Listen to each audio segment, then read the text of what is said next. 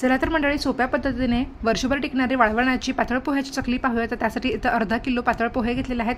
चांगले स्वच्छ साफ करून घेतले. त्यानंतर पाण्यात धुवून घ्यायचं, एकसारखं करून घ्यायचं. याला झाकण लावून 15 ते 20 मिनिटं मुरण्यासाठी ठेवूयात. 15 ते 20 मिनिटांनंतर पीठ चांगलं मुरलेलं आहे. आता या पद्धतीने पुरण गाळतो तसं गाळून घ्यायचं आहे. यामध्ये चवीनुसार मीठ टाकायचं आहे, जिरं टाकायचं आहे, पाव चमचा खाण्याचा सोडा टाकायचा आहे, हिरवी मिरचीची पेस्ट टाकायची आहे आवडीप्रमाणे आणि त्यानंतर याचं चांगलं असं पीठ मळून घ्यायचं आहे. पीठ मळल्यानंतर चकलीचा सोऱ्या घ्यायचा, यामध्ये चकलीची प्लेट लावायची आणि गोळा करून त्यात टाकून घ्यायचा आहे आणि मस्त चकल्या पाडून घ्यायच्या आहेत. आता या चकल्या 3 दिवस आपल्याला कडकडीत उन्हामध्ये वाळवून घ्यायच्या आहेत. 3 दिवस उन्हात आपल्याला चांगल्या वाळवून घेतलेल्या आहेत मी.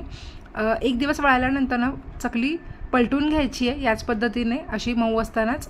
आणि 3 दिवस मी चांगली वाळवून घेतलेली आहे. आता तळून पाहूया. तळण्यासाठी तेल चांगलं गरम केलेलं आहे. मस्त चकली फुललेली आहे, बघू शकता. साईज अगदी दुपटी तिपटीने चकली फुलते. मस्त चकल्या तयार झाल्यात, नक्की करून बघा.